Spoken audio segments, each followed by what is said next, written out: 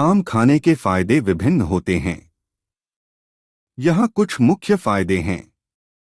पोषण समृद्ध। आम में vitamin C, vitamin A, potassium, fibre और फोलिक एसिड जैसे महत्वपूर्ण पोषक तत्व पाए जाते हैं।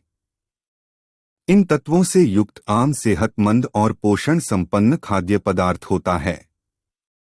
पाचन क्रिया को सुधारने में सहायक। आम में पाए जाने वाले फाइबर पाचन को सुधारने में मदद करते हैं। यह अवयव पाचन विकारों से बचने में मदद करता है, जैसे कि कब्ज, अपच और पेट में गैस की समस्या।